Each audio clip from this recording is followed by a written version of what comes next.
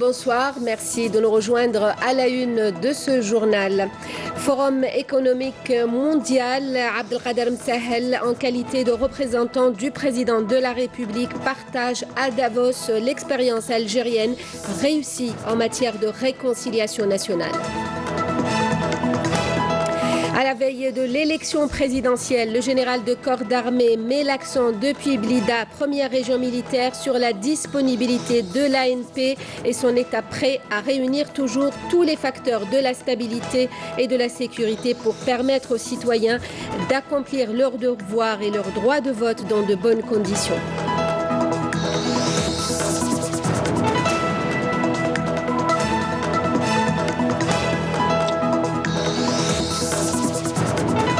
Le complexe sidérurgique de Blara est en phase d'achèvement. Il devrait produire 2 millions de tonnes de ronds à béton et de fils machines dans une première phase. À suivre un reportage dans ce journal. Développer le tourisme, c'est aussi réhabiliter l'héritage architectural de nos villes et de nos villages. Et c'est dans ce sens que Mostaganem s'est offert un véritable lifting. Le ministre des Affaires étrangères, Abdelkader Msahel, à Davos, où il représente le président de la République au Forum économique mondial. Dans son intervention, Abdelkader Msahel a présenté l'expérience algérienne réussie en matière de réconciliation nationale, soulignant que la démarche de paix en Algérie a été soutenue par la mise en œuvre d'une politique globale de déradicalisation. Naïma Chekchek. Un sujet de taille que le Forum économique mondial de Davos a programmé dans une session et que le ministre des Affaires étrangères Abdelkader Msahel a animé en passant en revue toute l'expérience algérienne en la matière. Le ministre relèvera que la politique de réconciliation nationale conduite par le président de la République est la clé qui a permis de faire retrouver à l'Algérie une stabilité solide et durable après de dures années d'insécurité et de violences terroristes. Un débat intense a caractérisé cette session animée par le chef de la diplomatie algérienne, tant la réussite de l'expérience algérienne en matière de paix et de réconciliation nationale fait cas d'école. Abdelkader Msahel soulignera en ce sens que la politique de réconciliation nationale en Algérie a permis de refermer définitivement les plaies de la tragédie nationale qui a endeuillé le peuple algérien durant les années 90 pour ramener la paix dans les cœurs, dans les esprits et dans les comportements de ses citoyens et des institutions nationales et pour ressouder la cohésion nationale et consacrer les efforts et les ressources nationales au seul objectif qui vaille la peine, à savoir le développement socio-économique et une dynamique constante de modernisation du pays et d'amélioration des conditions de vie de sa population. Abdelkader Msahel qui développera également, lors de cette session sur la paix et la réconciliation, les mécanismes qui ont permis à l'Algérie de parvenir à cette réconciliation nationale algérienne. La démarche de paix en Algérie a trouvé son expression concrète dans la loi sur la concorde civile et la charte pour la paix et la réconciliation nationale adoptée par référendum en 2005. La loi sur la concorde civile proposée en 1999 par le président de la République Abdelaziz Bouteflika au peuple algérien était guidée par le souci d'ouvrir une porte de retour dans la société à toutes les personnes qui s'étaient engagées dans des groupes terroristes et s'étaient égarées du droit chemin. Abdelkader Msahel expliquera également qu'à l'échelle internationale, ces valeurs algériennes de paix et de réconciliation ont toujours conduit l'Algérie et continuent de le faire à être un acteur important dans la stabilité internationale et dans la résolution des conflits. Et en marge du Forum économique mondial de Davos, le ministre des Affaires étrangères Abdelkader Msahel s'est entretenu aujourd'hui avec son homologue saoudien Ibrahim El-Assaf. Les deux ministres se sont félicités de la qualité des relations algéro-saoudiennes qui connaissent une dynamique nouvelle, notamment à la faveur des résultats de la dernière visite officielle du prince héritier, vice-président du Conseil des ministres et ministre de la Défense en décembre dernier. Les deux ministres ont également procédé à un échange de vues sur les questions régionales et internationales d'intérêt commun. Toujours à Davos, le ministre des Affaires étrangères s'est entretenu avec le chef du gouvernement tunisien Youssef Chahed. L'entretien a porté sur les relations bilatérales et les voies et moyens de leur renforcement. La situation dans la région a été également abordée. Les consultations ont porté notamment sur la situation en Libye et les moyens de soutenir le processus de règlement conduit par l'ONU. Les deux parties ont abordé en outre le sommet arabe et la réunion des ministres arabes de l'Intérieur qui se tiendra en mars prochain à Tunis. Dans ce cadre, la tenue en marge du sommet arabe d'une retraite des pays du Maghreb a également été discutée. Sergueï Lavrov demain à Alger, une visite de 2 jours du ministre russe des Affaires étrangères à l'invitation de son homologue Abdelkader Msahel.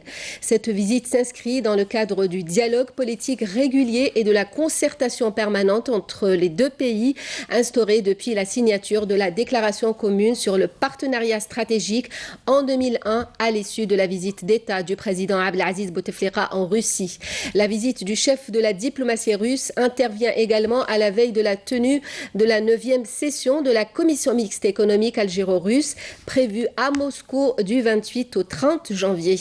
La visite donnera lieu également à un examen d'ensemble de l'état et des perspectives des relations bilatérales et permettra un large échange de vues sur les questions régionales et internationales. Dans ce contexte, la situation en Libye et les développements récents auxquels ce dossier a donné lieu seront au centre des entretiens, tout comme la situation au Sahel, au Mali, en Syrie et l'évolution du dossier du Sahara occidental.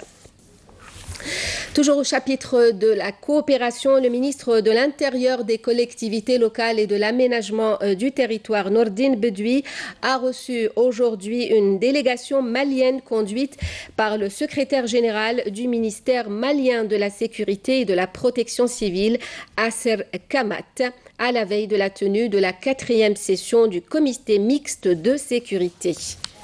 Écoutez à ce propos la déclaration du responsable malien. La commission mixte de sécurité, comme vous le savez, c'est un peu l'héritage de notre longue tradition d'échange, de partenariat. Et donc, elle va statuer sur l'ensemble des aspects sécuritaires et sur d'autres aspects. Parce que la délégation que je connais n'est pas uniquement que sécuritaire. Vous avez l'administration territoriale, vous avez en fait un ensemble de départements qui se retrouvent et c'est tout cela qui fait l'intérêt et le charme de ce comité de sécurité. Il reste entendu que les défis de l'heure, vous les connaissez autant que moi. Et pour les résoudre, je dois ici saluer la part importante que le gouvernement et le peuple algérien prennent pour la stabilisation du Mali. Ce n'est pas un hasard si le dernier accord que nous avons, il s'appelle, en tout cas au plan national, nous l'appelons les accords issus du processus d'Alger. Le général de corps d'armée Ahmed Gaït Salah, vice-ministre de la Défense nationale, chef d'état-major de l'armée nationale populaire, en visite de travail et d'inspection ce mardi au niveau de la première région militaire à Blida. Lors d'une allocution d'orientation, le général de corps d'armée a tenu à souligner que l'ANP réunira tous les facteurs de la stabilité et de la sécurité en vue de l'élection présidentielle du 18 avril prochain. Selem Kasser. À l'entame et après la cérémonie d'accueil, à l'entrée du siège de la région et par fidélité au sacrifice de nos valeureux chouhada et moudjahidines de la glorieuse révolution de libération, le général de corps d'armée a observé un moment de recueillement sur l'âme du shahid Si Mohamed Bouguerra, dont le nom est porté par le siège de la région où il a déposé une gerbe de fleurs devant la stèle commémorant sa mémoire et a récité la Fatiha sur son âme et sur celle des vaillants chouhada. Ensuite, et en compagnie du général-major Ali Siden, commandant de la première région militaire, le général de corps d'armée a inauguré quelques infrastructures administratives, à l'instar de la salle polyvalente, pour rencontrer ensuite les cadres et les personnels de la région, où il a prononcé une allocution d'orientation diffusée via visioconférence à l'ensemble des unités de la région, à l'entame de laquelle il a mis l'accent sur l'importance des bénédictions de la sécurité et de la stabilité desquelles jouit notre pays. Notre pays bénéficie aujourd'hui de la providence de la paix et de la sécurité grâce à la charte et la réconciliation nationale, initiée par son Excellence le Président de la République, chef suprême des forces armées, ministre de la Défense nationale, grâce aussi aux sacrifices consentis par notre peuple aux côtés de l'Armée nationale populaire. Cette sécurité qui représente un autre encouragement pour toute notre jeunesse. À la veille des élections présidentielles prévues le 18 avril prochain, le général de corps d'armée a mis l'accent sur la disponibilité de l'Armée nationale populaire et son état prêt à réunir toujours les facteurs de la stabilité et de la sécurité sur l'ensemble du territoire national afin de permettre aux citoyens d'accomplir leurs devoirs et leur droit de vote dans de bonnes conditions. Dans ce cadre, les personnels de l'Armée nationale populaire œuvrent en force à accomplir leurs devoirs nationaux envers leur patrie, à l'image du devoir de vote aux côtés de leurs frères concitoyens, selon les réglementations et les lois en vigueur, et ce, en dépit de quelques voix qui tiennent malheureusement à ces questions récurrentes relatives au vote des personnels de l'Armée nationale populaire au sein des casernes. Puis, quand ces derniers ont exercé depuis 2004 leurs droits et devoirs électoraux en dehors des enceintes militaires aux côtés de leurs frères concitoyens, ces mêmes voix ont repris leurs questions dénuées de fondement. À ce propos, il est certain que la convocation du corps électoral par son Excellence, le Président de la République pour le rendez-vous électoral du 18 avril prochain, sera une autre opportunité à travers laquelle l'Armée nationale populaire prouvera ses grandes capacités à sécuriser ce genre de grands scrutins nationaux.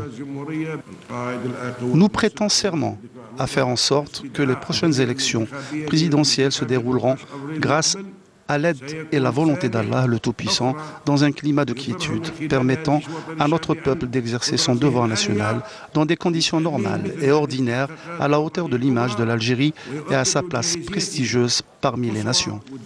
Le général de corps d'armée a tenu à rappeler encore une fois les missions de l'Armée nationale populaire contenues clairement et explicitement dans l'article 28 de la Constitution. L'engagement au strict respect de la Constitution représente inéluctablement la démarche effective immuable de laquelle nous nous éloignerons jamais, conformément à l'article 28 de la Constitution qui stipule littéralement la consolidation et le développement du potentiel de défense de la nation s'organise autour de l'Armée nationale populaire. De là découle le texte de la définition claire de la mission de l'armée. L'Armée nationale populaire a pour mission permanente la sauvegarde de l'indépendance nationale et la défense de la souveraineté nationale. L'Armée nationale populaire qui est donc chargée d'assurer la défense de l'unité et de l'intégrité territoriale du pays ainsi que la protection de son espace terrestre, de son espace aérien et des différentes zones de son domaine maritime. L'armée, conformément à ce texte constitutionnel explicite, est tenue d'exercer exclusivement dans ce cadre. À l'issue de cette rencontre, la parole a été donnée au personnel de la région pour exprimer leurs intérêts. Ensuite, le général de corps d'armée a présidé une deuxième réunion avec le commandement et l'état-major de la région, les commandants des secteurs opérationnels et leur état-major, ainsi que les commandants d'unités de la région. De munitions contenant des armes de guerre a été découverte hier à Tamanrasset, lors d'une opération de fouille et de recherche par un détachement de l'Armée nationale populaire, annonce aujourd'hui le ministère de la Défense nationale dans un communiqué. La cache contenait un missile de type Grad BM-21 de calibre 122 mm, 6 obus de mortier de calibre 82 mm, 6 fusées pour obus de mortier 82 mm, 25 grenades défensives avec détonateur, 46 balles de calibre 23 mm, 40 balles de calibre 14,5 mm et 250 balles de calibre 12,7 mm. Précise la même source. Le MDN qui annonce aussi la saisie à Ain Timouchent d'une quantité de 49 kg de kif traité, tandis que d'autres détachements combinés ont arrêté à Ombouagui et Tlemcen 3 narcotrafiquants et saisi plus de 1200 comprimés psychotropes, a précisé la même source. Dans le même contexte, des détachements de l'ANP ont intercepté à Ingezem et Taman emmènera 4 orpailleurs et en saisit 4 groupes électrogènes, 4 marteaux-piqueurs. Par ailleurs, des éléments de la gendarmerie nationale ont arrêté à Oran un organisateur d'émigration clandestine, tandis que 3 immigrants clandestins ont été appréhendés à Relizane et Larouat, ajoute le communiqué du MDN. Le ministère de l'Industrie et des Mines est disposé à étudier toutes les solutions possibles pour faire baisser les coûts de production de micro-ordinateurs, a affirmé depuis Sétif le premier responsable de ce département, Youssef Yousfi, lors de l'inauguration d'une unité de fabrication de produits électroniques. Cela reste lié, a-t-il dit, à la capacité des entreprises de fabrication de ces produits à les fournir de bonne qualité et à bas prix, dans le cadre d'un projet stratégique au profit du ministère de l'Éducation nationale. Le ministre a donné à l'occasion des instructions aux responsables de la nouvelle unité de fabrication de téléphones et de smartphones d'établir des stratégies pour élever le taux d'intégration, améliorer le design des produits et s'orienter également vers l'exportation. Je vous le disais en titre, le complexe sidérurgique de Bellara, un méga projet sur 216 hectares, pas encore entré en production à 100%. Il devrait produire 2 millions de tonnes de ronds à béton et de fil machine, 4 millions dans une seconde phase, de quoi répondre aux besoins du marché national. Le complexe, fruit d'un partenariat algéro-qatari, a bien entendu aussi des objectifs à l'international. Le reportage de Saïda Mayouf. Nous sommes au complexe sidérurgique de Bellara, dans la zone industrielle de la région d'El Milia, à une 50aine de kilomètres à l'est de Djidjen. Lancé en travaux en 2015, ce méga complexe est le fruit d'un partenariat conforme à la règle 49-51 entre l'entreprise Sider, le Fonds national d'investissement et Qatar Steel International. En septembre 2017, l'unité du laminoir entre en exploitation. Nous sommes actuellement au laminoir numéro 3 qui est destiné principalement pour la fabrication du rang à béton du diamètre 8 au diamètre 16. Donc ce laminoir, il est composé de un parc à billettes qui est de capacité de 10 000 tonnes pour un laminoir et une capacité de 30 000 tonnes pour les 3 laminoirs. Il est composé aussi d'un four de réchauffage de capacité de 140 tonnes par heure avec 6 zones. Ici, la sécurité du personnel est une priorité absolue. Donc, notre objectif ici, c'est d'assurer la sécurité des employés. Donc notre objectif aussi, c'est d'avoir 0 accident. Donc de ne pas avoir d'accident sur site. Donc comment on fait? Par le biais des formations, de la sensibilisation des travailleurs aux risques auxquels ils sont exposés. Du côté qatari, AQS, si le projet se concrétise et vise une capacité annuelle de 2 millions de tonnes de ronds à béton et de fil machine dans une première phase, c'est notamment grâce aux encouragements de l'État. Le projet de Bellara est une réalisation d'envergure et très complexe. Nous avons relevé un défi, celui d'entrer en production avant même la fin des autres unités, devant être achevées vers la fin du début du deuxième semestre 2019. Je tiens à saluer grandement le gouvernement algérien pour toutes les facilitations accordées. Reste à l'équipe de travail d'assumer le reste. Pour les postes d'emploi, nous avons créé jusque-là 533 postes appelés à croître avec l'achèvement du projet.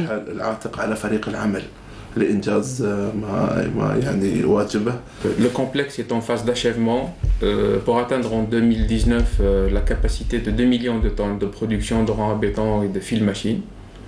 La deuxième phase permettra au complexe de produire 4 millions de tonnes. Le choix des produits sera déterminé après l'étude de marché. Dans une première phase, le but est de satisfaire le besoin national en ce qui concerne le rang à béton et le fil machine. Mais aussi, nous avons des objectifs pour l'exportation de nos produits. On a participé à la foire internationale de Dakar. On a participé aussi à l'exposition spécifique des produits algériens à Nouakchott. Donc on veut être aussi présent sur le marché pour une première phase africain. Sur ces 216 hectares, l'énorme complexe de Bellara aura coûté plus de 2 milliards de dollars. Ce second poumon de l'industrie algérienne après le complexe Sider d'El Hadjar à Annaba assurera l'autosuffisance en produits sidérurgiques du pays et permettra ainsi de réduire la facture des importations en la matière. Plus d'une cinquantaine de recommandations ont été proposées à la fin des Assises nationales du tourisme qui ont duré 2 jours. Il s'agit de mesures de gestion et d'organisation susceptibles de booster le secteur. Abdelmajid Benkassi. Et ce ne sont point les recommandations qui ont manqué à l'issue de ces 3e Assises du tourisme, avec un peu plus de 50 propositions. Les insuffisances et contraintes freinant l'essor du secteur touristique en Algérie ont été pointées du doigt. L'encouragement de l'entrepreneuriat et de l'investissement, des différentes activités liées au secteur, à l'instar de l'hébergement, la restauration, le transport, la formation et l'environnement, et ce, dans le cadre des petites et moyennes entreprises créatrices d'emplois directs et indirects. Nous sommes convaincus que cette opération d'évaluation n'est pas un objectif en soi. Nous allons mettre en place un programme urgent pour apporter les correctifs nécessaires aux insuffisances notées. La conjoncture est aujourd'hui propice au réel décollage de qualité du tourisme dans notre pays. La paix et la stabilité retrouvées aujourd'hui en Algérie redonnent la confiance à la destination Algérie. Le programme de modernisation de notre pays, mis en place par le président de la République Abdelaziz Bouteflika, est un véritable atout pour l'essor du tourisme national. Il faudrait créer des entreprises à vocation touristique qui vont justement répondre aux services qui sont demandés, qui vont développer ce qu'on appelle la fameuse offre touristique, donc le produit touristique. Pour arriver à un produit touristique purement algérien, un label Made in Algérie, c'est aussi l'avis des experts. Ce qui se dégage des assises, c'est l'importance de créer, de développer, d'articuler une marque. Ce qu'on appelle le branding pour l'Algérie, un label, voilà, et pour être dans l'esprit des touristes, tant au niveau national qu'étranger, mais pour vraiment aller chercher la part de marché qui vous revient, c'est à partir d'une stratégie de développer des destinations au niveau local. L'Algérie peut être considérée comme une multitude de destinations. Personnellement, je raisonnerais même en termes de continents parce qu'on a pratiquement tous les continents résumés dans un seul pays. Et au bout, le tourisme est l'affaire de tous. On essaie par tous les moyens de rendre responsable le ministère du Tourisme ou par exemple les acteurs qui dépendent du ministère, alors que le tourisme est l'affaire pratiquement de tout le cadre institutionnel. On comprend de plus en plus que le tourisme peut jouer le rôle de catalyseur donc, de l'économie et qui peut servir valablement donc, de substitut ou d'alternative donc, à l'économie pétrolière.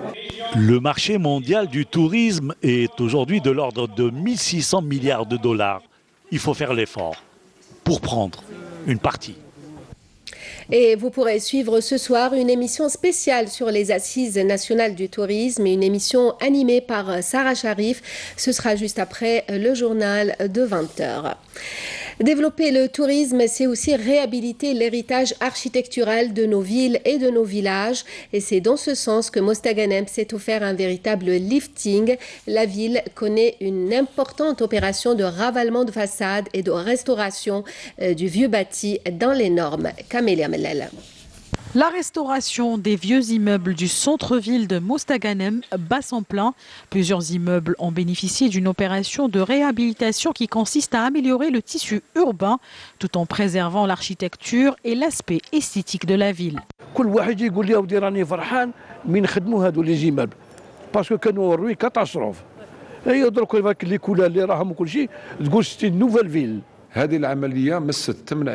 L'opération de réhabilitation a touché 8 immeubles ayant un cachet architectural très particulier et 3 édifices historiques classés. Ce projet, qui a nécessité une enveloppe financière de 43 milliards de centimes, permettra de donner un nouveau souffle à la ville de Mostaganem. D'une valeur archéologique et historique inestimable, des mosquées et des édifices plusieurs fois centenaires feront également l'objet d'une importante opération de restauration. Ça fait un grand moment, 60 ans, ما ترممش. والحمد لله دروك لو كوتي كولتورال اعاده الاعتبار لهذا لي باتريمون المستقرمون.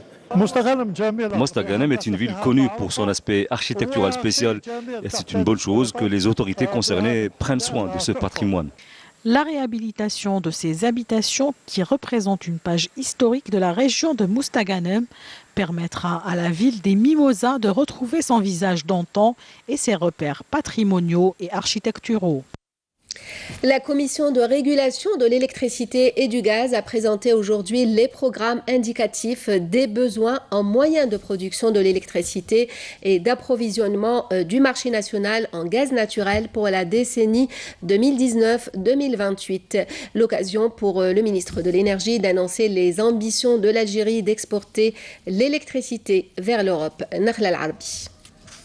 Mis à part l'évaluation par la CREG des besoins en moyens de production de l'électricité dont a besoin le pays et des quantités de gaz devant être disponibles pour satisfaire le marché intérieur pour la décennie à venir, le débat a porté aujourd'hui sur l'exportation du surplus, l'Algérie disposant d'infrastructures énergétiques nécessaires pour ce faire. Nous entamons des démarches structurelles en vue d'intégrer le secteur national de l'électricité sur le marché boursier espagnol. Ce tremplin nous permettra d'avoir une vision sur les besoins des pays du bassin méditerranéen et de proposer des prix compétitifs pour placer nos excédents durant les périodes creuses. D'autre part, les infrastructures dont nous disposons et qui peuvent satisfaire la demande nationale, quelle que soit la période, sont le fruit de la stratégie nationale de développement intensif du secteur décidée par le président de la République qui a veillé de manière permanente à ce que l'ensemble des investissements nécessaires soient consentis pour que chaque citoyen algérien ait accès en toute occasion à une énergie de qualité. Le ministre de l'Énergie a par ailleurs souligné la nécessité de créer un nouveau modèle de consommation en vue d'économiser l'électricité et le gaz, sachant que sur les 45 milliards de mètres cubes de gaz consommés par la Sonelgaz, près de 10 milliards vont aux ménages algériens. Alors pour les plans de développement, avant 2005, comment que ça se passait?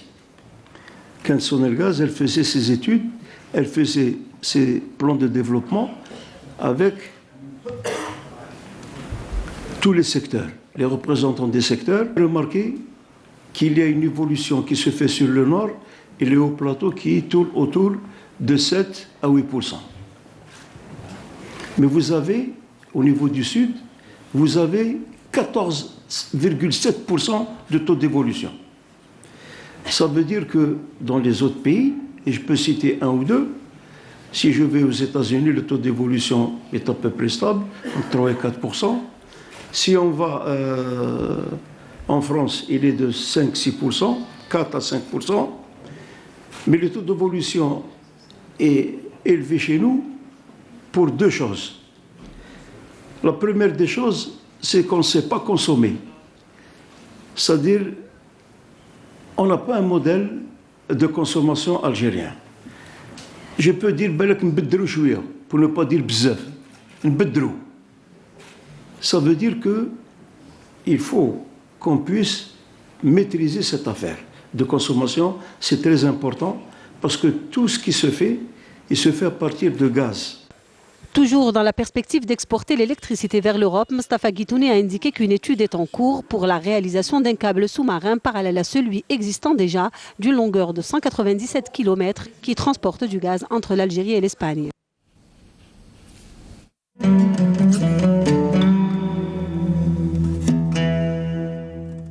بسم الله الرحمن الرحيم إن الصلاة كانت على المؤمنين كتابا موقوتا صدق الله العظيم.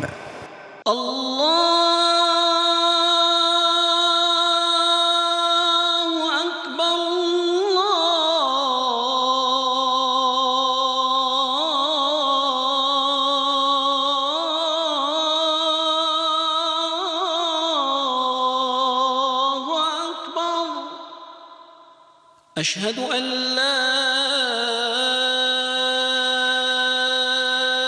إله إلا الله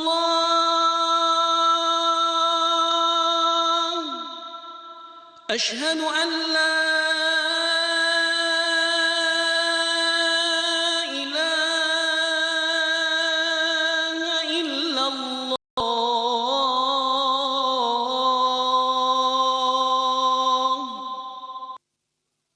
أشهد أن محمدًا رسول الله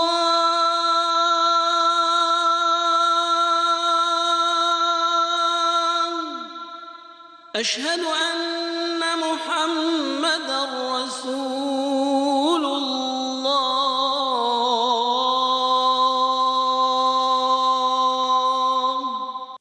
حي على الصلاة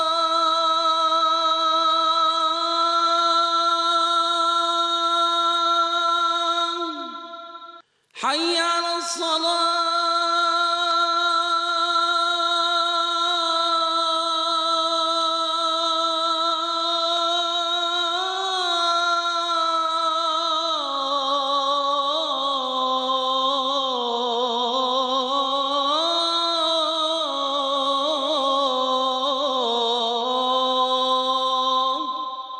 حي على الفلاح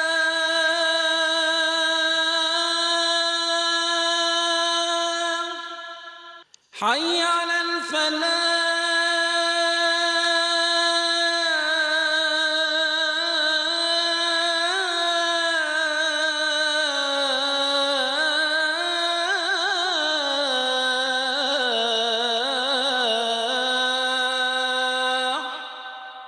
الله أكبر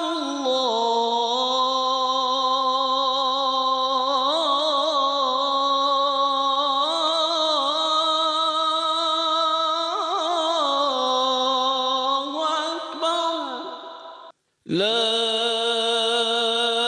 إله إلا الله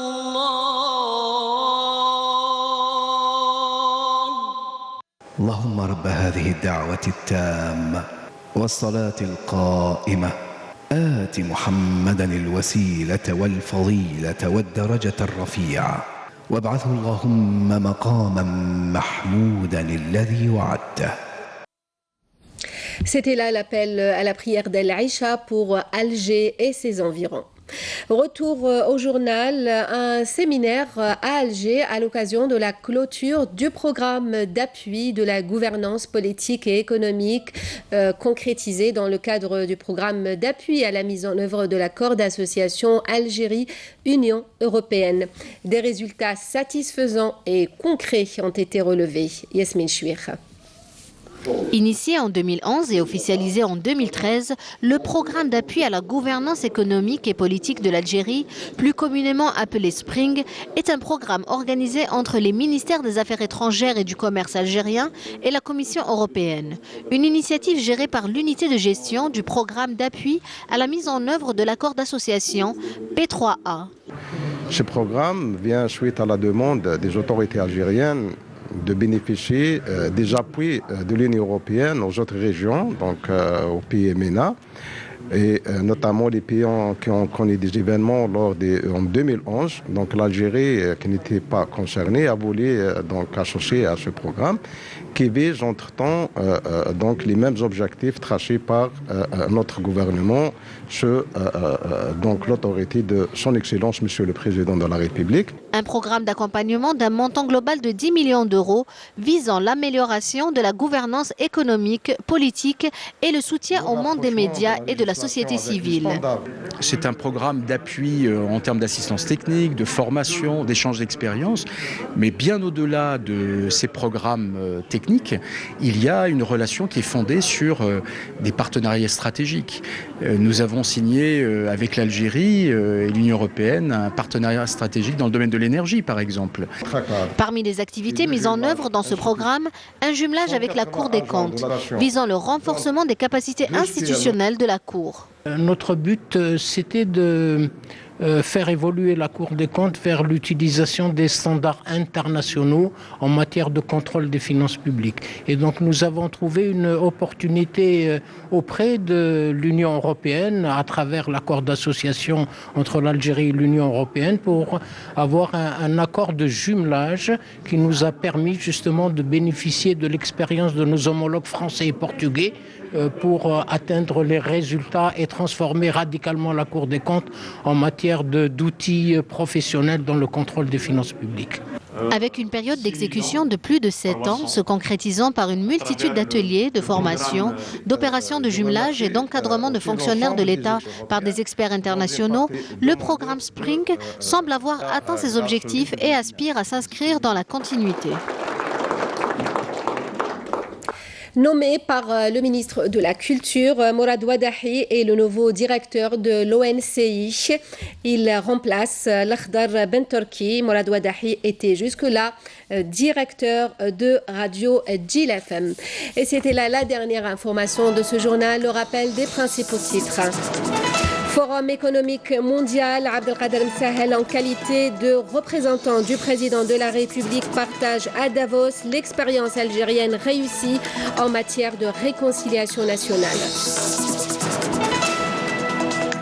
À la veille de l'élection présidentielle, le général de corps d'armée met l'accent depuis Blida, première région militaire, sur la disponibilité de l'ANP et son état prêt à réunir toujours tous les facteurs de la stabilité et de la sécurité pour permettre aux citoyens d'accomplir leurs devoirs et leurs droits de vote dans de bonnes conditions.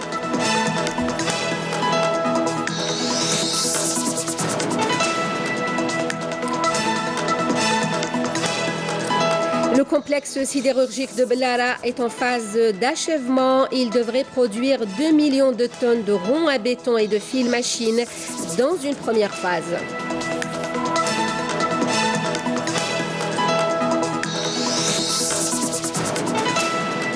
Développer le tourisme, c'est aussi réhabiliter l'héritage architectural de nos villes et de nos villages.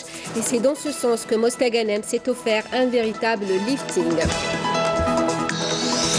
Merci à vous de nous avoir suivis. Vous pouvez toujours revoir nos programmes. Les liens s'affichent en bas de votre écran. Pour le journal, à 20h, l'édition en arabe. Demain à midi, Feria Lassari. Nous, on se retrouve à 19h. Très bonne soirée. Merci.